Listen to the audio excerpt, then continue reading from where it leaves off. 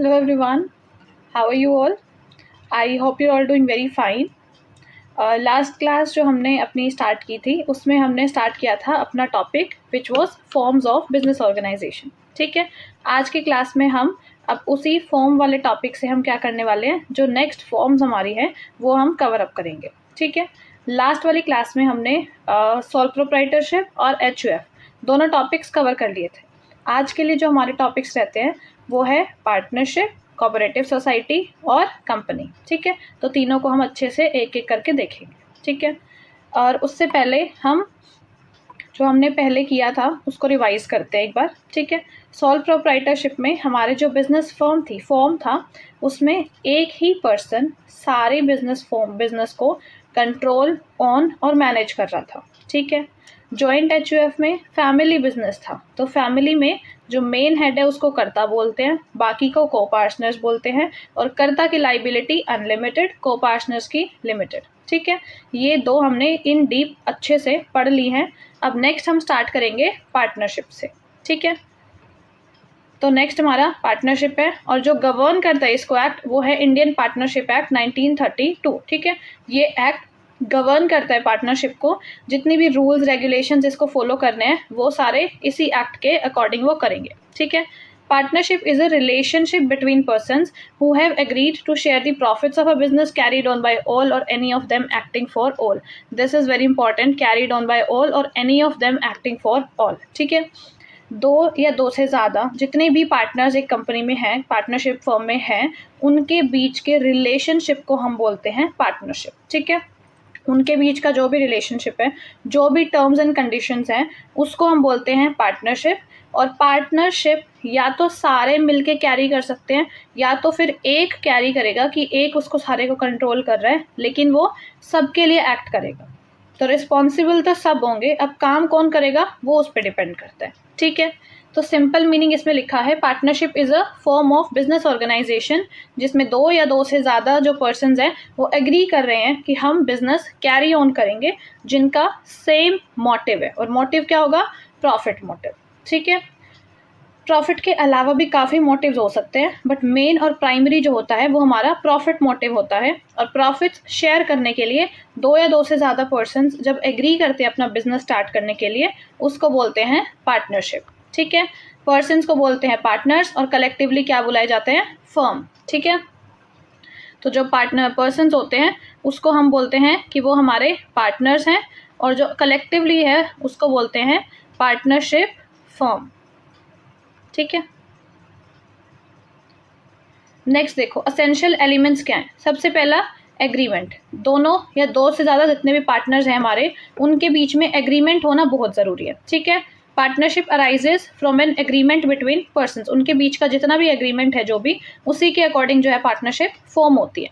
Agreement written भी हो सकता है, ओरल भी हो सकता है, लेकिन रिटन प्रेफरेबल है। क्यों प्रेफरेबल है रिटन? हम अगर एक काम को बिना लिखे कर सकते हैं तो वो प्रेफरेबल क्यों है? क्योंकि हम एग्रीमेंट जो है हमारा दो या दो से ज़्यादा पार्टनर्स का, वो ऑप्शन है हमारे पास, पार्टनरशिप फर्म्स के पास, पार्टनर्स के पास ऑप्शन है। रिटन भी हो सकता है, ओरल भी हो सकता है, लेकिन प्रेफरेंस दी गई है रिटन को। और ऐसा क्यों किया गया है? क्योंकि अगर कोई भी डिस्प्यूट होता है पार्टनर्स के बीच में, पार्टनर और पार्टनरशिप फर्म के बीच में, या किसी अदर कंपनी से, तो उसमें अगर तुम कोर्ट में जाते हो तो कोर्ट क्या मांगेगा? Proof. Where is the proof? तो तुम ओरल एग्रीमेंट को प्रूफ के तौर पे पेश नहीं कर सकते, नो वन विल बिलीव। ठीक है, क्योंकि ओरल एग्रीमेंट्स तुम चेंज कर सकते हो, हमारे पास क्या है, हमें कैसे पता कि तुमने उस टाइम पे ओरल एग्रीमेंट में क्या बोला था? रिटन एग्रीमेंट क्या करता है? एक प्रूफ की तरह काम करता है कि अगर तुम्हें अपना कोई भी पॉइंट प्रूव करना है, कि हमारे पास कोर्ट में जाके तुम बोलो कि हमारा ये रिटर्न एग्रीमेंट हुआ था, इसमें इतना % लिखा था कि मेरे को इंटरेस्ट मिलेगा, लेकिन मेरे को वो मिल नहीं रहा है, तो वो प्रूफ की तरह काम करेगा तुम्हारे। ठीक है, तो इसीलिए रिटर्न एग्रीमेंट प्रेफरेबल होता है कि अगर कभी भी डिस्प्यूट्स वगैरह होते हैं तो डिस्प्यूट्स में तुम्हारे लिए एक प्रूफ की तरह वो काम करेगा। ठीक है, नेक्स्ट है टू मोर पर्सन्स, एटलीस्ट 2 तो होने चाहिए। तो मिनिमम जो है हमारे वो है कि एटलीस्ट 2 पर्सन्स तो होंगे ही। मैक्सिमम नंबर जो है, पहले हमारा 100 होता था, लेकिन अब इसको चेंज करके क्या कर दिया, न्यू रूल के अकॉर्डिंग 50 कर दिया। तो मिनिमम 2, मैक्सिमम 50 पार्टनर्स हमारी पार्टनरशिप फॉर्म में हो सकते हैं। ठीक है, नेक्स्ट उसके बाद है बिजनेस। पार्टनर्स अपना एक बिजनेस कैरी करेंगे और बिजनेस जो है वो लॉफुल बिजनेस होना चाहिए, ठीक है। बिजनेस हमारा लॉफुल होना चाहिए और जो हमारा मोटिव है वो सेम होना चाहिए, मोटिव सेम, प्रॉफिट मोटिव होना चाहिए, प्रॉफिट हम शेयर करेंगे, ठीक है। और लॉफुल बिजनेस होना चाहिए, रेगुलर डीलिंग्स होनी चाहिए। फिर है प्रॉफिट शेयरिंग। एग्री करेंगे कि हम प्रॉफिट्स अग्री करते हैं कि हम सारे जो है प्रॉफिट शेयर करेंगे, लेकिन लॉसेस ज़रूरी नहीं है कि सब लोग शेयर करें। वो स्पेसिफाई कर सकते हैं कि कौन कितना लॉस बोन करेगा, कितना शेयर करेगा, ठीक है। वो एग्रीमेंट के अकॉर्डिंग है। अदरवाइज बेसिक तो यही होता है कि सब सेम इक्वल इक्वल, प्रॉफिट भी और लॉस भी इक्वल इक्वल बांटेंगे, ठीक है। नेक्स्ट है mutual agency. Most important feature है कि हर पर्सन जो है एक प्रिंसिपल भी है और एजेंट भी है, ठीक है। Every partner is a principal and an agent. हर पार्टनर, अब प्रिंसिपल और एजेंट है तो उसमें वो करता क्या है? A partner can bind the firm through acts perform within the scope of his or her authority, ठीक है। एक प्रिंसिपल की तरह और एक एजेंट की तरह जो भी पार्टनर काम करता है, उस काम को करने के बाद जो भी रिजल्ट्स हैं, ज़रूरी नहीं है कि सिर्फ एक पार्टनर ने कोई काम किया है और उसका जो रिजल्ट है, रिस्पॉन्सिबिलिटी है, सिर्फ उसी पार्टनर की है। नहीं, जो पार्टनर्स होते हैं वो प्रिंसिपल की तरह भी काम करते हैं, एजेंट की तरह भी काम करते हैं। तो उनका जो भी काम है, चाहे वो एक पार्टनर ने किया है, चाहे सारे पार्टनर्स ने किया है, रिस्पॉन्सिबिलिटी किस पे आएगी? All partners will be responsible. सारे पार्टनर्स रिस्पॉन्सिबल होंगे। तो जो एक पार्टनर एक्ट कर रहा है उसके वजह से सारे दूसरे पार्टनर्स भी रिस्पॉन्सिबल होंगे। तो पार्टनर्स क्या करते हैं? फर्म को बाइंड करते हैं, जो भी वो काम कर रहे हैं, एक्ट परफॉर्म कर रहे हैं। अगर उससे गुडविल इंक्रीज हो रही है या गुडविल डिक्रीज हो रही है, उसका रिजल्ट जो है सारे पार्टनर्स को झेलना पड़ेगा, ठीक है। नेक्स्ट है अनलिमिटेड लाइबिलिटी। ऑर्डिनरी पार्टनर्स के पास अनलिमिटेड लाइबिलिटी होती है। No separate legal personality in the same sense as a company. Partnership firm जो है एक सेपरेट लीगल पर्सन नहीं है। जैसे कंपनी है, हमारी कंपनी क्या होती है? एक सेपरेट लीगल एंटिटी होती है, लेकिन इसमें एक सेपरेट लीगल एंटिटी नहीं है। इसमें ओनरशिप और मैनेजमेंट सेम होती है, ओनरशिप और मैनेजमेंट अलग नहीं होती है, ठीक है। कंपनी में जैसे हमारी ओनरशिप और मैनेजमेंट अलग अलग होती है, इसमें ऐसा नहीं है, इसमें सेम है, ठीक है। ये हमारे सारे फीचर्स थे। नेक्स्ट है हमारा पार्टनरशिप डीड। पार्टनरशिप डीड क्या होता है? जो अभी हमने एक एग्रीमेंट की बात की थी कि एग्रीमेंट हमारा ओरल भी हो सकता है, एग्रीमेंट हमारा रिटन भी हो सकता है। अगर उस एग्रीमेंट को तुम रिटन फॉर्म में लिखते हो तो उस रिटन एग्रीमेंट को क्या बोलेंगे? उस रिटन एग्रीमेंट को बोलेंगे पार्टनरशिप डीड, ठीक है। तो पार्टनरशिप डीड एक रिटन एग्रीमेंट है जिसमें सारी टर्म्स एंड कंडीशंस लिखी जाएंगी, जो जो क्या कर रही हैं, उस पार्टनर के रिलेशनशिप को गवर्न कर रही हैं, ठीक है। अगर पार्टनर्स के बीच में डिसाइड हुआ है कि वो प्रॉफिट्स कैसे बांटेंगे, लॉसेस कैसे बांटेंगे, कौन कितनी कैपिटल लेके आएगा, ये जितनी भी डिटेल्स होंगी हमारी, जितनी भी टर्म्स एंड कंडीशंस होंगी, वो सारी हम किस एग्रीमेंट में लिखेंगे? पार्टनरशिप डीड में, ठीक है। अब इसमें कंटेंट देखो कि जो पार्टनरशिप डीड है उसमें हम क्या क्या इंक्लूड करते हैं। सबसे पहले नेम ऑफ द फर्म। हमारी जो पार्टनरशिप फर्म है हम उसका नाम लिखेंगे सबसे पहले। फिर उसके बाद है name and address of partners, कि जो भी हमारे पार्टनर्स हैं उन सभी पार्टनर्स का नेम भी लिखेंगे और एड्रेस भी लिखेंगे। थर्ड है नेचर ऑफ बिजनेस, कि हमारा बिजनेस है वो मैन्युफैक्चरिंग नेचर का है, सर्विस नेचर का है, क्या नेचर है हमारे बिजनेस का। फोर्थ है कैपिटल कंट्रीब्यूशन, कि जितने भी हमारे पार्टनर्स हैं वो कितनी कैपिटल लेके आए हैं, कितनी कैपिटल हम उनके अकाउंट्स में अकाउंट करने वाले हैं, ठीक है। फिर उसके बाद है profit and loss sharing ratio, कितना प्रॉफिट और कितना लॉस शेयर करने वाले हैं, ठीक है।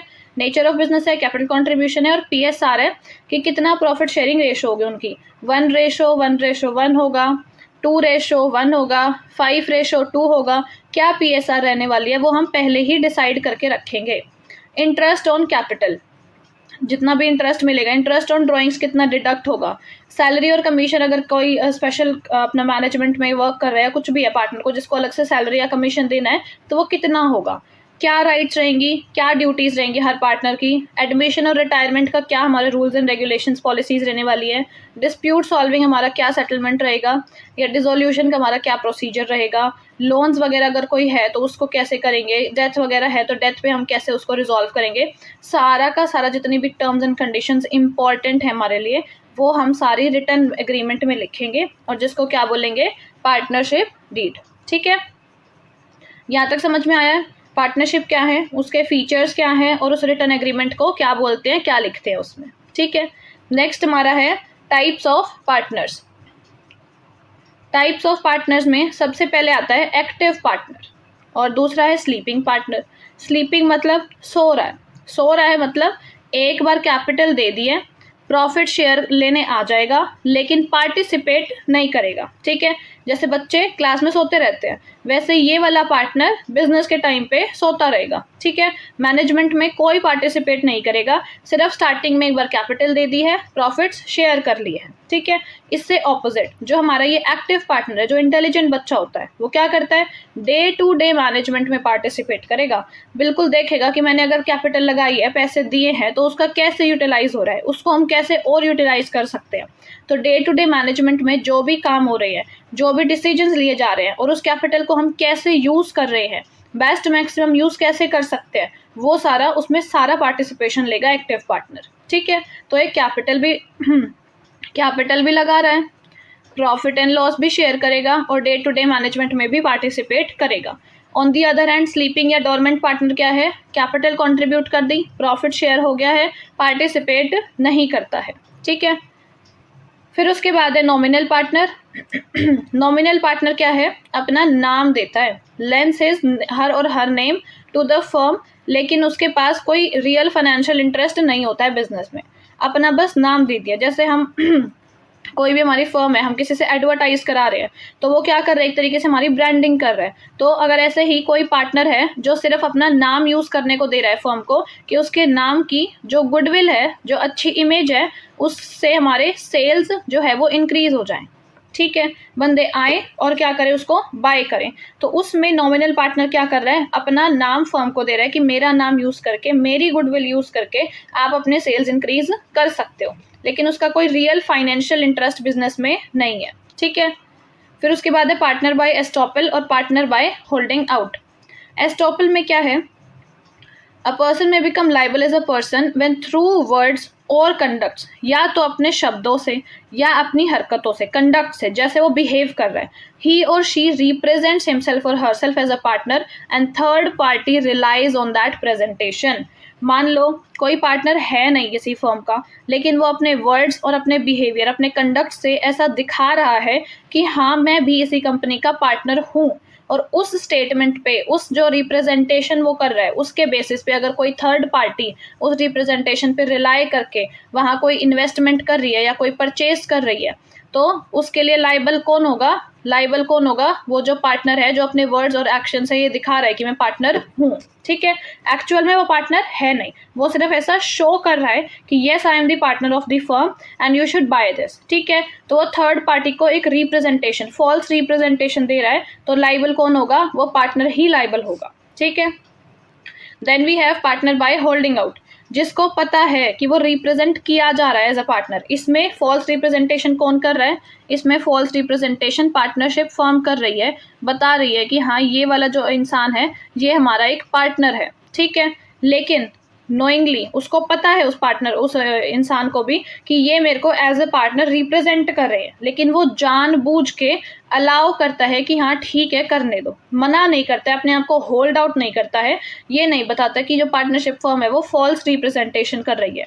तो थर्ड पार्टी के लिए कौन लाइबल होगा, वही पर्सन लाइबल होगा जिसने एक्सटेंड किया है उस बेसिस पे क्रेडिट, सॉरी, थर्ड पार्टी ने अगर कुछ भी इन्वेस्टमेंट या क्रेडिट उस फॉल्स रिप्रेजेंटेशन पे किया है, तो उसके लिए लाइबल कौन होगा, ये पर्सन लाइबल होगा। ठीक है, दोनों चीज़ें सेम है, लाइबिलिटी उसी पर्सन के पास जा रही है, बट एस्टॉपल में खुद वो जो पार्टनर है, जो पर्सन है, वो अपने वर्ड्स और कंडक्ट से दिखा रहा है, फॉल्स रिप्रेजेंटेशन कर रहा है। इसमें जो है पार्टनरशिप फर्म रिप्रेजेंट कर रही है उसको, लेकिन उसको फिर भी पता है, और दोनों में लाइबिलिटी किसकी होगी, उस पर्सन की जो एक्चुअल में पार्टनर नहीं है, लेकिन वो अपनी रिप्रेजेंटेशन को भी झूठा नहीं बता रहा है। ठीक है, तो ये हमारे 5 टाइप्स ऑफ पार्टनर्स थे। एक्टिव, ठीक है, एक्टिव, स्लीपिंग, उसके बाद nominal partner, partner by holding out और पार्टनर बाय एस्टॉपल। ठीक है, एस्टॉपल और होल्डिंग आउट में कंफ्यूज नहीं होना है। एस्टॉपल में वो पर्सन अपने आप को गलत रिप्रेजेंट कर रहा है, होल्डिंग आउट में उसको पता है कि पार्टनरशिप फर्म उसको गलत रिप्रेजेंट कर रही है दूसरों के सामने, लेकिन वो होल्ड आउट नहीं कर, वो होल्ड आउट करके रखा है उसने, वो अब बता नहीं रहा है किसी को, पब्लिक को। ठीक है, यहाँ तक क्लियर है। नेक्स्ट हमारे पास है टाइप्स ऑफ पार्टनरशिप। पार्टनर्स हमने पढ़ लिया कि जो हमारी पार्टनर्स है वो 5 टाइप्स के होते हैं। अब देखेंगे कि पार्टनरशिप कितने टाइप्स की होती है। 2 बेसिस पे हम डिवाइड कर सकते हैं अपनी पार्टनरशिप को, या तो ड्यूरेशन के बेसिस पे कि टाइम लिमिट जो है हमारी, टाइम गैप है, टाइम पीरियड है, उसके बेसिस पे हमारी पार्टनरशिप 2 टाइप्स की होती है, पार्टनरशिप एट विल और पर्टिकुलर पार्टनरशिप। दूसरी है लाइबिलिटी के बेसिस पे हम डिफाइन कर सकते हैं। एक होती है जनरल पार्टनरशिप, एक होती है लिमिटेड लाइबिलिटी पार्टनरशिप। ठीक है, इनको डिस्कस करते हैं। पार्टनरशिप एट विल क्या बोलती है कि अगर मान लो तुमने कोई कॉन्ट्रैक्ट में एंटर किया है, ठीक है, contract of building a bridge और रोड, या ठीक है बिल्डिंग अ रोड, मान लो एक रोड तुमने बिल्ड करने के लिए, कंस्ट्रक्ट करने के लिए एक कॉन्ट्रैक्ट किया है पार्टनरशिप में। ठीक है, अब वो तुम्हारी विल पे नहीं है, वो जैसे ही तुम्हारा वो कॉन्ट्रैक्ट खत्म होगा, रोड जब बन जाएगा, तब क्या होगा, वो पार्टनरशिप अपने आप खत्म हो जाएगी। तो वो पर्टिकुलर पार्टनरशिप हुई कि जब भी वो रोड खत्म हो जाएगा, जब वो कॉन्ट्रैक्ट यूज में नहीं रहेगा, हमारा काम था रोड बनाना है, रोड बन गया है, हमारा काम कंप्लीट हो गया, हमारा प्रोजेक्ट कंप्लीट हो गया है, तो अब वो पर्टिकुलर पार्टनरशिप खत्म हो जाएगी। ठीक है, तो ये वाला जो एग्जांपल है वो किसका है, पर्टिकुलर पार्टनरशिप का है, कि अगर हमने कोई प्रोजेक्ट अंडरटेक किया है, कॉन्ट्रैक्ट अंडरटेक किया है, और उसमें हमारे पास, हमें नहीं पता कितना टाइम लगेगा, लेकिन जैसे ही वो काम खत्म होगा वैसे ही हमारी पार्टनरशिप भी खत्म हो जाएगी। ठीक है, तो वो होगी पर्टिकुलर पार्टनरशिप। और पार्टनरशिप एट विल क्या होती है कि हमारे ऊपर डिपेंड करता है, चाहे हम 5 साल चलाएं पार्टनरशिप में अपना बिजनेस, चाहे 10 साल चलाएं, चाहे 1 साल में उसको बंद करते, तो वो पार्टनर्स के ऊपर डिपेंड करता है कि वो अपनी पार्टनरशिप को कितनी ज़्यादा टाइम तक चलाना चाहते हैं। तो टाइम पीरियड में फर्स्ट है पार्टनरशिप एट विल, कि म्यूचुअल अग्रीमेंट होता है पार्टनर्स का कि वो कितने टाइम पीरियड तक अपनी पार्टनरशिप फर्म को चलाना चाहते हैं। दूसरा पर्टिकुलर पार्टनरशिप, जो कि इस पे डिपेंड करता है उनके प्रोजेक्ट या उनके काम पे, कि जब वो काम खत्म हो जाएगा, जब वो प्रोजेक्ट खत्म हो जाएगा, तो पार्टनरशिप भी साथ में खत्म हो जाएगी। ठीक है,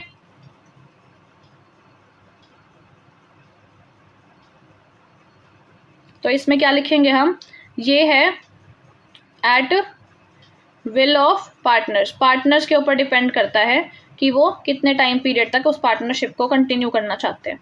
पर्टिकुलर होता है on the basis of project undertaken, जो प्रोजेक्ट हमारा चल रहा है, जो काम हमारा चल रहा है, उस पर डिपेंड करता है पर्टिकुलर पार्टनरशिप। ठीक है, फिर है जनरल पार्टनरशिप और लिमिटेड लाइबिलिटी। अब हम लाइबिलिटी के बेसिस पे देखते हैं, तो लाइबिलिटी के बेसिस पे भी हमारे पास 2 तरीके की पार्टनरशिप है। एक जनरल, जनरल में हमने क्या फीचर पढ़ा था अभी, कि हमारी लाइबिलिटी कैसी होती है, अनलिमिटेड होती है। तो अगर किसी पार्टनरशिप में अनलिमिटेड लाइबिलिटी है, तो वो कैसा टाइप है, जनरल पार्टनरशिप का टाइप है कि जनरली अनलिमिटेड ही होती है। दूसरी है लिमिटेड लाइबिलिटी, जिस पार्टनरशिप में हमारी लाइबिलिटी लिमिटेड होगी वो हमारा ये टाइप होगा। ठीक है, इसमें कोई डाउट है?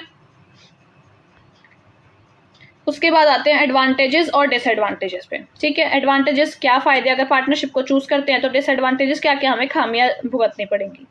एडवांटेजेस में सबसे पहला है इजी फॉर्मेशन। ठीक है, सिर्फ एक एग्रीमेंट बनाना है, वो भी कंपलसरी नहीं है, ऑप्शनल है। तो एग्रीमेंट बनाने के बाद तुम्हारा रिलेशनशिप डन हो जाएगा, पार्टनरशिप तुम फॉर्म कर सकते हो। लार्जर कैपिटल है, सोल प्रोप्राइटर में और बिजनेस जो HUF पढ़ा था हमने, दोनों में ही हमारे पास क्या थी कि कैपिटल और मैनेजरियल स्किल्स जो थी वो कम रह रही थी, वो हमारी डिसएडवांटेज थी। तो यहाँ पे बहुत सारे पार्टनर्स आते हैं, सब अपनी अपनी कैपिटल लेके आते हैं, तो कैपिटल हमारी ज़्यादा हो जाती है अगर कंपेयर करें सोल प्रोप्राइटर और HUF से।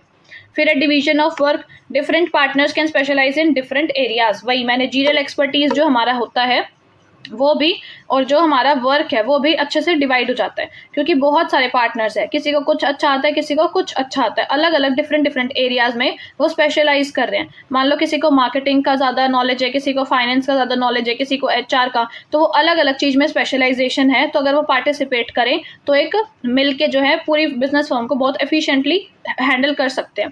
तो जो उनकी मैनेजरियल एबिलिटी है वो भी ज़्यादा हो जाती है, जैसे कैपिटल ज़्यादा हुई है वैसे ही मैनेजरियल एबिलिटी भी उनकी ज़्यादा हो जाती है। ठीक है, बेटर डिसीजन मेकिंग, क्योंकि नॉलेज है सबको, एक्सपीरियंस है सबको, अगर उस नॉलेज और एक्सपीरियंस को कंबाइन कर देंगे तो हम बेटर डिसीजंस ले पाएंगे।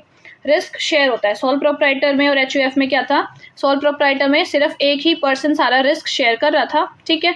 एचयूएफ में क्या था, एक फैमिली रिस्क शेयर कर रही थी, कन्फाइंड था। इसमें अलग अलग पार्टनर्स हैं, अलग अलग पर्सन हैं, तो डिस्ट्रीब्यूट हो जाता है सारे पार्टनर्स के बीच में जो भी उनकी प्रॉफिट शेयरिंग रेशो है, प्रॉफिट और लॉस शेयरिंग रेशो है, उसी रेशो के अकॉर्डिंग वो रिस्क जो है वो सब में डिस्ट्रीब्यूट हो जाता है, ठीक है। Next we have flexibility. Flexibility क्या है कि हम डिसीजंस जो हैं वो क्विकली ले सकते हैं। हमें सिर्फ पार्टनर्स की मीटिंग बुलानी है और पार्टनर्स जो हैं एक कोरम बनाएंगे कोई भी डिसीजंस पे वोटिंग वगैरह करके, और जो भी डिसीजन रेडी होगा जिसमें सबसे ज़्यादा वोटिंग्स होंगी तो उस डिसीजन को हम फाइनल कर सकते हैं, ठीक है। लास्ट है बिजनेस सीक्रेसी। बाकी कंपनियों की तरह जनरली जो है इसमें पब्लिक डिस्क्लोजर्स कम होते हैं, कि हमें जनरल पब्लिक को कम चीज़ें बतानी होती है, हमारी फाइनेंशियल स्टेटमेंट्स या जो भी डिस्क्लोजर्स होते हैं वो कम होते हैं, तो इसमें सीक्रेसी हम मेंटेन कर सकते हैं, ठीक है। सबसे पहली लिमिटेशन, अब हमारी एडवांटेजेस हो गई हैं तो अब हम क्या देखेंगे, लिमिटेशन। और लिमिटेशंस में सबसे पहली लिमिटेशन हमारी ये है कि अनलिमिटेड लाइबिलिटी होती है हमारे पार्टनर्स की, ठीक है। सबसे बड़ी लिमिटेशन है जिसकी वजह से अभी रिसेंटली जो एलएलपी आया है, लिमिटेड लाइबिलिटी पार्टनरशिप, वो कॉन्सेप्ट इसी वजह से आया है कि अनलिमिटेड लाइबिलिटी होने की वजह से कोई भी पार्टनरशिप को अंडरटेक नहीं करना चाह रहा था। तो पार्टनरशिप्स की लाइबिलिटी कैसी होती है, अनलिमिटेड लाइबिलिटी होती है, कि अगर कोई भी डेट अराइज होता है जिसको कंपनी पे नहीं कर पाती है पार्टनरशिप फर्म, तो पार्टनर्स की जो पर्सनल एसेट्स हैं, जो उनके खुद की पर्सनल एसेट्स हैं, वो भी यूज़ करी जा सकती हैं। Partners personal assets can be used to pay off the debt of the partnership firm. तो अनलिमिटेड लाइबिलिटी होती है इसमें, इसीलिए ज़्यादातर अंडरटेक नहीं करना चाहते थे। तो अब जो है एलएलपी इंट्रोड्यूस किया है लिमिटेड लाइबिलिटी पार्टनरशिप, जिसमें लाइबिलिटी को क्या किया गया है, लिमिटेड, ठीक है। नेक्स्ट है लिमिटेड रिसोर्सेज। अभी हमने एडवांटेजेस में पढ़ा कि हमारी कैपिटल ज़्यादा हो जाती है, मैनेजरियल एबिलिटी ज़्यादा हो जाती है। तो यहाँ लिमिटेड रिसोर्सेज क्यों लिखा है, क्योंकि डिपेंड करता है हम किससे कंपेयर कर रहे हैं। अगर हम सोल प्रोप्राइटर से कंपेयर करें, एचयूएफ से कंपेयर करें, तो हमारे रिसोर्सेज ज़्यादा लगेंगे। लेकिन अगर हम कंपनी और कोऑपरेटिव सोसाइटी से कंपेयर करेंगे तो हमारे कैपिटल और मैनेजरियल एबिलिटी कम लगेंगी, ठीक है। तो बहुत ज़्यादा लार्ज स्केल ऑपरेशन हम पार्टनरशिप फॉर्म में अंडरटेक नहीं कर सकते, तो कैपिटल हमारी क्या हो जाएगी, इनसफिशिएंट रह जाएगी, ठीक है। फिर है पॉसिबिलिटी ऑफ कन्फ्लिक्ट। पार्टनर्स के बीच में अगर ओपिनियन का डिफरेंस है तो उससे क्या हो सकता है, बिजनेस अफेक्ट हो सकता है। अगर कोई हम डिसीजन लेना चाह रहे हैं और उसमें पार्टनर्स का जो ओपिनियंस है उस पर कन्फ्लिक्ट हो जाए, ठीक है। कोई चाहता है कि हम सोसाइटी के लिए ज़्यादा करें, ऑब्जेक्टिव सोसाइटी वाला फुलफिल करें, कोई चाहता है कि सोसाइटी को छोड़ो हम सिर्फ और सिर्फ प्रॉफिट पे फोकस करेंगे। तो अगर सबके ओपिनियंस डिफरेंट हैं तो उसकी वजह से जो हमारे डिसीजंस है उसको अंडरटेक करने में कन्फ्लिक्ट्स हो सकते हैं, केओस हो सकता है, ठीक है। तो ये हमारी एक लिमिटेशन है। फिर उसके बाद है lack of continuity. Death, insolvency और रिटायरमेंट जो है अफेक्ट कर सकती है, डिपेंड करता है कि तुम्हारी जो पार्टनरशिप है और अग्रीमेंट और एप्लीकेबल लॉ क्या है। तो ज़्यादा तो नहीं अफेक्ट करेगी कि बिजनेस बंद ही हो जाए, लेकिन फिर भी डेथ, इंसॉल्वेंसी और रिटायरमेंट से पार्टनरशिप को अफेक्ट पड़ता है, ठीक है। म्यूचुअल एजेंसी रिस्क है। Act of one partner can bind the firm with in the scope of mutual agency. Mutual agency का हमने फीचर पढ़ा था कि जो हमारा पार्टनर है वो प्रिंसिपल और एजेंट दोनों की तरह काम करता है, तो वो जो भी एक्ट करेगा, जो भी वो काम करेगा, वो सबको बाइंड करेगा, सारे तो पार्टनर्स को और हमारी जो पार्टनरशिप फर्म है दोनों को क्या करता है, अपने एक्ट से बाइंड करता है। तो उसकी वजह से क्या होता है, म्यूचुअल एजेंसी रिस्क होता है कि काम एक ने किया है, भुगतना सबको पड़ेगा। अगर अच्छा काम किया है तो गुडविल भी, जो अच्छी इमेज बनेगी वो भी सबको भुगतनी पड़ेगी, मतलब अच्छा फील होगा सबको कि हमारी इमेज ज़्यादा जा रही है, तो शेयर प्राइस और जनरल प्राइस भी हमारे ज़्यादा जाएंगे। लेकिन रिस्क भी है कि अगर किसी ने तो कुछ भी गलत काम किया है, पार्टनर ने, एक ने, तो वो सारी फर्म और सारे पार्टनर्स को रिप्रेजेंट कर रहा है, जिसकी वजह से सब में रिस्क शेयर होगा, ठीक है। ये हमारी सारी लिमिटेशंस थी। तो पार्टनरशिप में लिमिटेशंस होगी, एडवांटेजेस होगी, types of partner, types of partnership firm, partnership deed, ये सारे टॉपिक्स हमारे कवर हो गए हैं। अब है माइनर एज अ पार्टनर। सोच के बताओ कि अगर कोई माइनर है, मतलब below the 18 years of age, 18 minus मतलब below the 18 years of age है, उसमें इतना इंटेलेक्ट और इतनी माइंड एबिलिटी होगी कि वो बिजनेस डिसीजंस ले सके। बिजनेस में जो भी हम डिसीजंस लेते हैं या जो भी हम बिजनेस वर्क करते हैं उसमें वो पार्टिसिपेट कर सके? नहीं, मेरे को तो नहीं लगता। तो माइनर्स को यूजुअली हम पार्टनर नहीं बनाते हैं, ठीक है। क्योंकि माइनर्स के पास इतना माइंड और इंटेलेक्ट नहीं होता है कि वो उस चीज़ में पार्टिसिपेट कर सके। तो minor as a partner generally तो होता है नो, हम माइनर्स को पार्टिसिपेट करने नहीं देते। लेकिन कुछ स्पेशल सिचुएशंस हो सकती है। मान लो कोई पार्टनर है, अगर उसकी डेथ हो जाती है तो उसके सन को या उसकी डॉटर को जो 18 बिलो है, हम उसको क्या कर सकते हैं, माइनर की तरीके से ऐड कर सकते हैं, लेकिन सिर्फ और सिर्फ किसके लिए, प्रॉफिट्स के लिए। लॉस शेयरिंग नहीं करेंगे, ठीक है। लॉसेस जो हैं वो नहीं शेयर करेगा माइनर।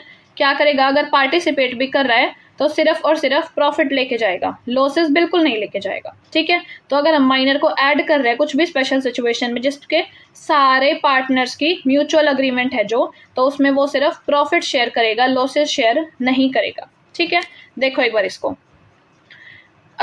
माइनर जो है इनकम्पिटेंट है एंटर करने के लिए वैलिड कॉन्ट्रैक्ट में, लेकिन वो पार्टनर नहीं बन सकता, ठीक है। मेजर बेसिक रूल क्या है, माइनर इनकम्पिटेंट है और वो क्या है, पार्टनर नहीं बन सकता। कॉन्ट्रैक्ट्स जो एक्ट है हमारा उसमें भी यही लिखा जाता है कि माइनर्स वैलिड, अगर माइनर्स के साथ कोई भी कॉन्ट्रैक्ट कर रहे हैं तो वो वैलिड कॉन्ट्रैक्ट नहीं होता है। कैसा कॉन्ट्रैक्ट होता है, वॉइड हो जाता है, वॉइड कॉन्ट्रैक्ट हो जाता है हमारा, कॉन्ट्रैक्ट एक्ट में भी लिखा है, ठीक है। तो हम उसको पार्टनर नहीं बना सकते। लेकिन minor can be admitted to the benefits of a partnership from mutual consent of all partners. अगर सारे पार्टनर्स मिल के डिसाइड करते हैं कि हम किसी माइनर को स्पेशल सिचुएशन में ऐड कर रहे हैं तो सिर्फ और सिर्फ बेनिफिट्स या प्रॉफिट के लिए हम उसको ऐड कर सकते हैं, लॉसेस वो बेयर नहीं करेगा, ठीक है। लाइबिलिटी उसकी लिमिटेड होगी, जितनी कैपिटल कंट्रीब्यूशन है। He will not be eligible to take active part in the management और डिसीजन टेकिंग में एक्टिव पार्ट वो नहीं लेगा, ठीक है। Minor can share only the profits, can not be asked to bear the losses. Profits में उसको हिस्सा मिलेगा लेकिन लॉसेस उससे नहीं मांग सकते आप। तो how ever he can if he wishes inspect the accounts of the firm. Daily में वो एक्टिव पार्टिसिपेशन नहीं कर सकता, लेकिन जो बिजनेस अकाउंट्स है, जो हमारी फाइनेंशियल स्टेटमेंट्स हैं, वो चेक कर सकता है अगर चाहे तो, ठीक है। अब ये तो हो गया बेसिक, कि बेसिक रूल हमारा है कि हम माइनर को नहीं एडमिट करेंगे। लेकिन स्पेशल सिचुएशन है कि अगर सारे पार्टनर्स ने इकट्ठा होकर सोचा है कि हम किसी माइनर को एडमिट कर रहे हैं तो वो सिर्फ प्रॉफिट्स के लिए आएगा, लॉसेज उससे हम नहीं लेंगे, ठीक है। अब बताओ 18 माइनस है, बिलो द एज ऑफ 18 है, 18 प्लस तो होगा कभी कभी, तो 18 ऊपर जाएगा वो। तो उसमें क्या है, जब वो मेजर हो जाता है, जब वो अटेन करता है अपनी मेजॉरिटी एज, 18 प्लस होता है, तो उसका जो स्टेटस है वो चेंज हो जाता है, ठीक है। माइनर से मेजर हो गया, अब वो वैलिड है कॉन्ट्रैक्ट करने के लिए, हम पार्टनर बना सकते हैं। तो मेजॉरिटी अटेन करने के बाद माइनर को डिसाइड करना होता है कि उसको पार्टनर बनना है या नहीं बनना है, ठीक है। तो जैसे ही वो 18 टर्न करता है, मेजर होता है, तो उसके पास एक ऑप्शन दिया जाता है कंटिन्यू करने का या नहीं कंटिन्यू करने का। ऑप्शन होता है उसके पास वेदर टू कंटिन्यू और नॉट, ठीक है। पार्टनरशिप फॉर्म में क्योंकि अब वो कंटिन्यू करेगा, मेजर हो चुका है, तो अब वो क्या होगा, लॉसेस भी उसको बियर करने होंगे। अब तक तो उसको सिर्फ प्रॉफिट मिल रहा था, अब 18 प्लस हो गया है तो उसको लॉसेस भी बियर करने पड़ेंगे। तो अब हम उससे ऑप्शन देंगे कि आपको कंटिन्यू करना है एज अ पार्टनर या नहीं करना, ठीक है। तो वो कैसे बताएगा, पब्लिक नोटिस देगा। वो जो भी वो डिसाइड करेगा कि पार्टनर बनना है नहीं बनना है, उसका पब्लिक नोटिस देगा 6 मंथ में ऑफ अटेनिंग मेजॉरिटी। जैसे ही वो 18 प्लस होता है, उसके 6 महीने के अंदर अंदर वो एक पब्लिक नोटिस निकालेगा कि मैं पार्टनर रहना चाहता हूँ या मैं पार्टनर नहीं रहना चाहता हूँ, ठीक है, with in 6 months of attaining majority. और अगर वो ऐसा नहीं कर पाया, वो 6 महीने में उसने पब्लिक नोटिस नहीं दिया, तो he will be treated as full fledged partner. हम उसको एक पूरा, जैसे हम सारे पार्टनर्स थे वैसे ही उसको हम एक फुल फ्लेजेड पार्टनर की तरह मानेंगे। और जितने भी डेट्स हैं फर्म के अनलिमिटेड एक्सटेंट तक, अब वो भी वहाँ पे हिस्सेदारी में हो जाएगा, ठीक है। अब तक सिर्फ प्रॉफिट में हिस्सेदारी थी उसकी, अब क्या है, उसके लॉसेज में भी फुल फ्लेजेड हिस्सेदारी हो जाएगी, ठीक है। Same way as the other active partners are, जैसे अब तक बाकी वर्क कर रहे थे वैसे ही अब वो भी वर्क करेगा। माइनर वाला पॉइंट क्लियर हुआ है, ठीक है। बेसिक रूल क्या है और स्पेशल केस क्या है, दोनों चीज़ें बता दी हैं। और मेजॉरिटी अटेन करने के बाद क्या सिचुएशन रहेगी वो भी ध्यान से देखना। टाइम पीरियड देख लेना कि 6 महीने के अंदर अंदर उसको एक पब्लिक नोटिस में डिक्लेयर करना होता है कि उसका डिसीजन क्या है, ठीक है। पार्टनरशिप में कोई डाउट है? पार्टनरशिप में इतना ही पढ़ना है, बहुत ज़्यादा हो गया है ये, जितना भी था मैंने सारा कवर कर दिया है, तो इससे ज़्यादा बाहर जाके आपको कुछ भी कवर करने की ज़रूरत नहीं है। जितने भी टॉपिक्स हमारे पार्टनरशिप में थे सारे हमने एक बार यहाँ पे देख लिए हैं, ताकि दोबारा हमें यहाँ पे ना आना पड़े। ठीक है, पार्टनरशिप हमारी हो गई है। अब कोऑपरेटिव सोसाइटी है और फिर उसके बाद कंपनी। ठीक है, अब देखो कोऑपरेटिव सोसाइटी क्या है। Voluntary association of persons. जब मैंने स्टार्टिंग में पांचों चीज़ें एक बेसिक एक्सप्लेन किया था, उसमें भी बताया था कि कोऑपरेटिव सोसाइटी क्या होती है। वॉलंटरी एसोसिएशन होती है पर्सन्स की। जितने भी पर्सन्स उसमें मेंबर होते हैं तो वो क्या होते हैं, वॉलंटरी आते हैं वहाँ पे। कोई ऐसा नहीं है कि किसी को दबाव देके तुम वहाँ पे ऐड कर सकते हो। अगर तुम्हारा मन है, तुम वॉलंटरीली वहाँ पे जाना चाहते हो किसी कोऑपरेटिव सोसाइटी में, तो एंटर कर सकते हो, और free to enter and free to exit. ठीक है, यहाँ पे क्या होता है कि कोई भी हमारा कॉमन इकोनॉमिक इंटरेस्ट है, जैसे अलग अलग कोऑपरेटिव सोसाइटी होती है। कंज्यूमर्स कोऑपरेटिव सोसाइटी हो सकती है कंज्यूमर्स के लिए, कि कंज्यूमर्स का हित देखेंगी। प्रोड्यूसर कोऑपरेटिव सोसाइटी होती है कि सारे प्रोड्यूसर्स मिलकर एक कोऑपरेटिव सोसाइटी बना रहे हैं ताकि वो आपस में एक दूसरे को हेल्प कर सकें। फार्मर कोऑपरेटिव सोसाइटी हो सकती है कि सारे फार्मर्स मिल रहे हैं और अपनी प्रॉब्लम्स को साथ में सॉल्व कर रहे हैं। तो बेसिकली एक बेसिक कॉमन इकोनॉमिक इंटरेस्ट होता है, एक बेसिक पर्पस होता है जो कि सबका सेम होता है। तो जिसको वो लगता है कि हाँ हमें भी इसमें पार्टिसिपेट करना चाहिए, हमारा भी सेम इकोनॉमिक इंटरेस्ट है, तो वो वहाँ पे जाके वॉलंटरीली ऐड हो सकता है। इसका बेसिक प्रिंसिपल है self help through mutual help, एक दूसरे की हेल्प करके अपनी हेल्प करना। ठीक है, प्राइमरी ऑब्जेक्टिव है कि जितने भी मेंबर्स हैं उनको हम क्या करेंगे, सर्विस प्रोवाइड करेंगे rather than maximisation of profits. इसमें जो मेंबर्स होते हैं वो कैपिटल लगाते हैं और एक दूसरे की हेल्प करते हैं, सर्विस देते हैं एक दूसरे को। ठीक है, मैक्सिमाइजेशन ऑफ प्रॉफिट हमारा मोटिव नहीं है। जो भी हमारे कैपिटल है वो मेंबर्स एक दूसरे को यूज करने के लिए देते हैं ताकि हम एक दूसरे का हेल्प कर सके। सबसे पहला फीचर देखो, वॉलंटरी मेंबरशिप। सबसे बड़ा और सबसे इंपॉर्टेंट फीचर है ये इस चीज का कि वॉलंटरी मेंबरशिप है इसमें। ठीक है, person can join or leave the society subject to the applicable legal requirements. जो भी लीगल रिक्वायरमेंट्स है कि नोटिस देना होगा या कुछ भी एग्रीमेंट फुलफिल करना होगा, उसके अकॉर्डिंग जो है पर्सन कभी भी ज्वाइन कर सकता है, कभी भी लीव कर सकता है, उसकी विल है। सेपरेट लीगल एंटिटी है under the relevant cooperatives law. Cooperative जो लॉ है, कोऑपरेटिव सोसाइटी एक्ट, उसके अकॉर्डिंग सेपरेट लीगल एंटिटी है इसकी। जो इसके मेंबर्स हैं और जो वो सोसाइटी है, दोनों अलग अलग माने जाएंगे। ठीक है, दोनों एक नहीं है, बोथ आर डिफरेंट। तो सेपरेट लीगल एंटिटी है उस सोसाइटी की, कोऑपरेटिव सोसाइटी की। लिमिटेड लाइबिलिटी है, बहुत इंपॉर्टेंट एडवांटेज है इसकी, लिमिटेड लाइबिलिटी है। मेंबर्स की जो लाइबिलिटी है वो जनरली लिमिटेड है according to the applicable law and rules of society. ठीक है, फिर उसके बाद है डेमोक्रेटिक मैनेजमेंट। सबसे इम्पॉर्टेंट है वन मेंबर वन वोट। ये सिर्फ और सिर्फ कोऑपरेटिव सोसाइटी में होता है।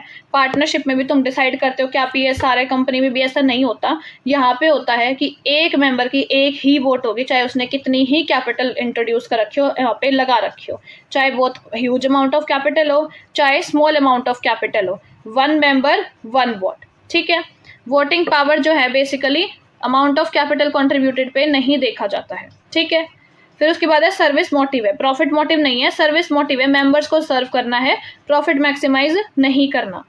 कंटिन्यूटी है, रजिस्टर्ड कोऑपरेटिव सोसाइटी के पास परपेचुअल सक्सेशन है। उसमें से जो मेंबर्स हैं, मेंबर्स जा सकते हैं, मेंबर्स आ सकते हैं, कोऑपरेटिव सोसाइटी अपना काम करती रहेगी। ठीक है, परपेचुअल सक्सेशन है। ओपन मेंबरशिप है, सबके लिए ओपन है, जो भी वो कंडीशंस फुलफिल कर सकता है, जो बेसिक कंडीशंस होती हैं, या किसी का सेम मोटिव है, कॉमन इकोनॉमिक इंटरेस्ट है, तो वो ओपन है, आ सकते हो कोई भी। ठीक है, उसके बाद हमारा नेक्स्ट पॉइंट है कि हमारी कोऑपरेटिव सोसाइटी कितने टाइप्स की होती है। ये वाला तो बता ही दिया। कंज्यूमर कोऑपरेटिव सोसाइटी है तो कंज्यूमर्स को प्रोटेक्ट करने के लिए है एक्सप्लॉयटेशन से, कि ताकि provide goods at reasonable prices. जो भी हमारा कंज्यूमर प्रोटेक्शन एक्ट होता है या कुछ भी होता है वो सब कंज्यूमर्स के लिए ही होता है। तो कंज्यूमर कोऑपरेटिव सोसाइटी में मेंबर कौन होगा, कंज्यूमर। ठीक है, और वो क्या करेंगे, एक दूसरे की हेल्प करेंगे। मान लो किसी के साथ अगर कुछ भी माल प्रैक्टिसेस हुई है, किसी को फेयर प्राइसेस नहीं मिले, क्वालिटी नहीं मिली या कुछ भी है, तो उसको वो कोर्ट में ले जाने में हेल्प कर सकते हैं, फाइनेंशियल हेल्प दे सकते हैं, इंफॉर्मेशन एक्सचेंज कर सकते हैं। तो किसी भी मेथड से वो कंज्यूमर्स को प्रोटेक्ट करेंगे। तो कंज्यूमर कोऑपरेटिव सोसाइटी में जितने भी कंज्यूमर मेंबर्स हैं वहाँ के, वो सारे एक दूसरे मेंबर्स की हेल्प करेंगे। मेंबर्स कौन है, कंज्यूमर्स हैं। ठीक है। फिर उसके बाद है प्रोड्यूसर कोऑपरेटिव सोसाइटी, जो फॉर्म की जाती है स्मॉल प्रोड्यूसर्स के लिए ताकि वो रॉ मटेरियल ऑब्टेन कर सके, इक्विपमेंट और मार्केटिंग सपोर्ट। जब हम कोई स्टार्ट करते हैं काम तो उसमें बहुत सारी डिफिकल्टी आती है, अगर उसमें कोई हेल्प कर देगा तो वो बेटर तरीके से हम उसको कर पाएंगे। ठीक है, जैसे प्रोड्यूसर कोऑपरेटिव सोसाइटी में जो स्मॉल प्रोड्यूसर्स होते हैं जो अपनी जर्नी स्टार्ट कर रहे हैं, उनको रॉ मटेरियल ऑब्टेन करना, इक्विपमेंट लेने हैं, मार्केटिंग सपोर्ट चाहिए, फाइनेंशियल सपोर्ट चाहिए, एडवाइसेस चाहिए, तो उसके लिए कोऑपरेटिव सोसाइटी होती है प्रोड्यूसर्स की, वो वहाँ पे एक दूसरे को हेल्प करते हैं। ठीक है। थर्ड है हमारी मार्केटिंग कोऑपरेटिव सोसाइटी, जहाँ पे अपने प्रोड्यूसर्स जो हैं वो अपनी प्रोडक्ट्स को मार्केट करने के लिए हेल्प करते हैं कि हम अपने प्रोडक्ट्स की मार्केटिंग कैसे कर सकते हैं, उसको बेटर कैसे प्रेजेंट कर सकते हैं और कंज्यूमर्स को कैसे अट्रैक्ट कर सकते हैं। तो जितनी भी मार्केटिंग स्ट्रैटेजीज होती हैं प्रोड्यूसर्स एक दूसरे को हेल्प करते हैं उसमें।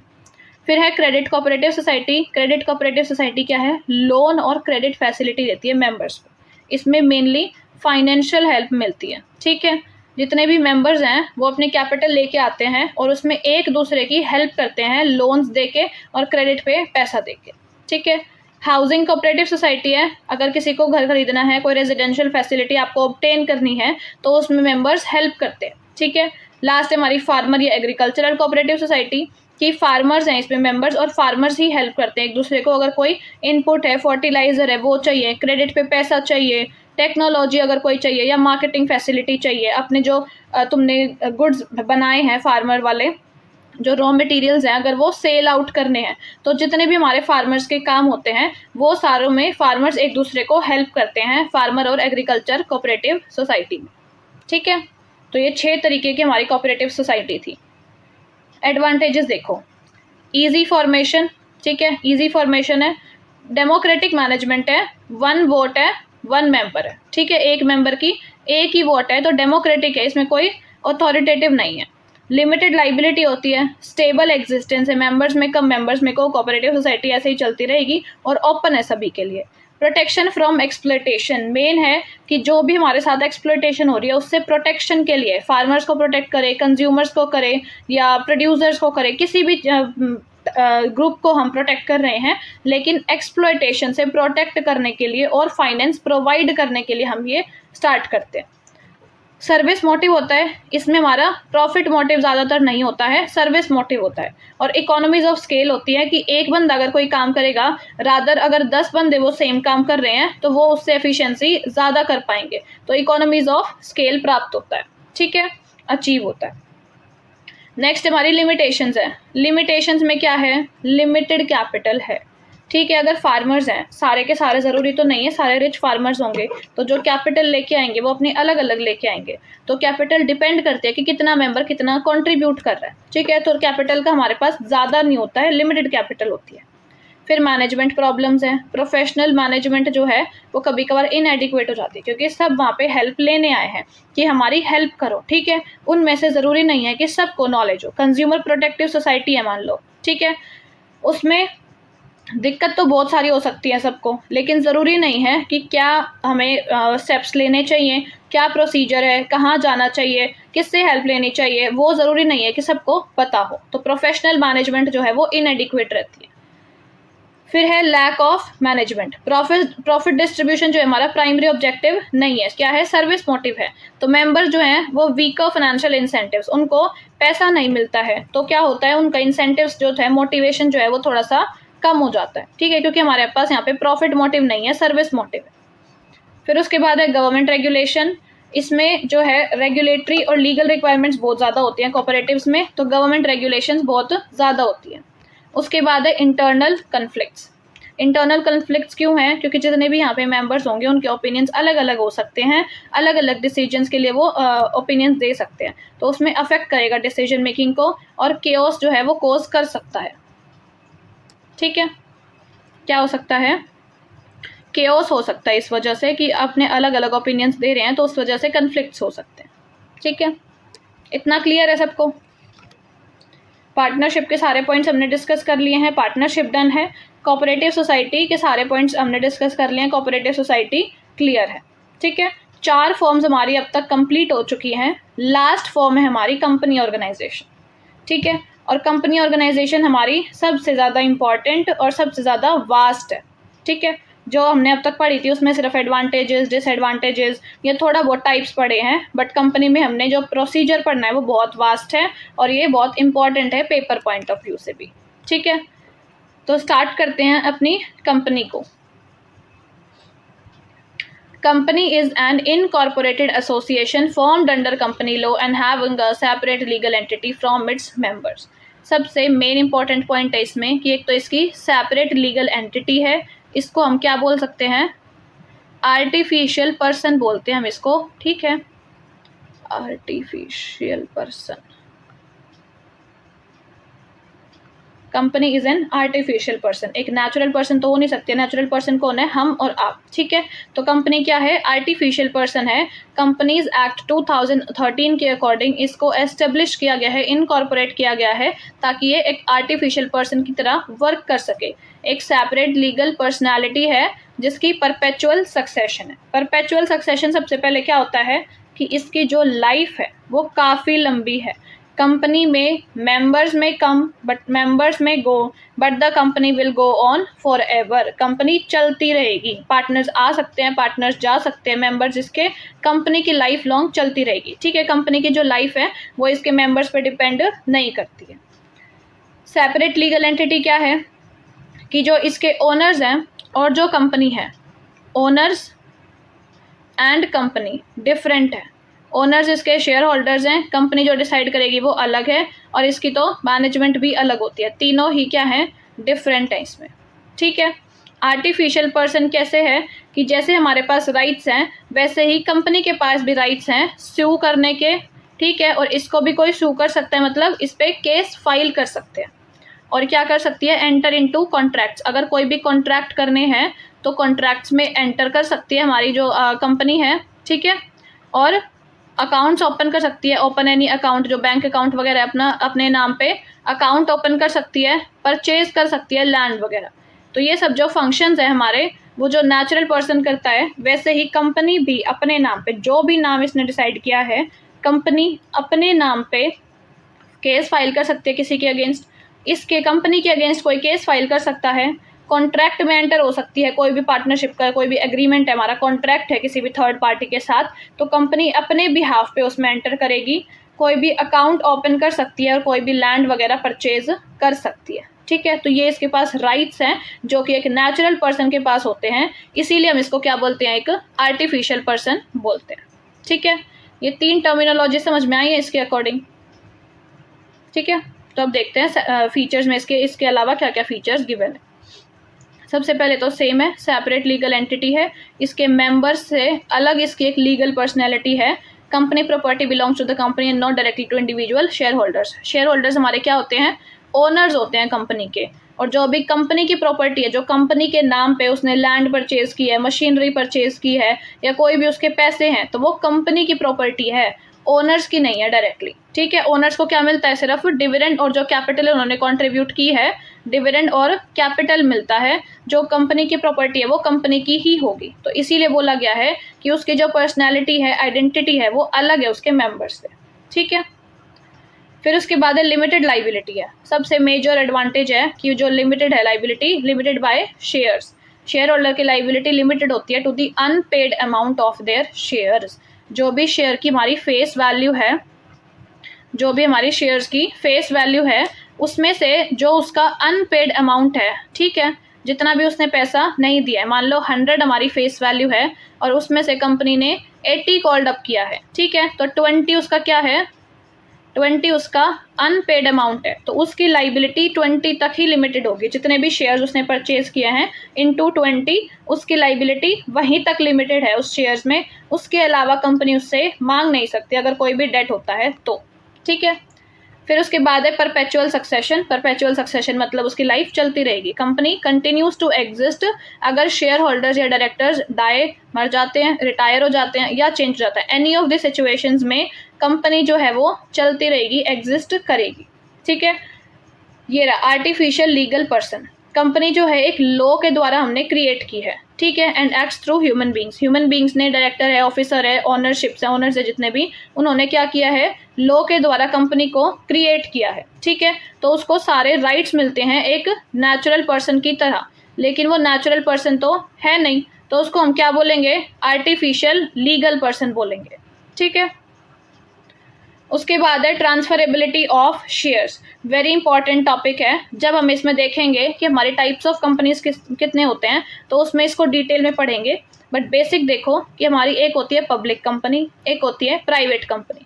तो पब्लिक कंपनी में जितने भी शेयर्स इशू किए हैं कंपनी ने, वो ट्रांसफरेबल हैं, वो हम ट्रांसफ़र कर सकते हैं एक दूसरे को।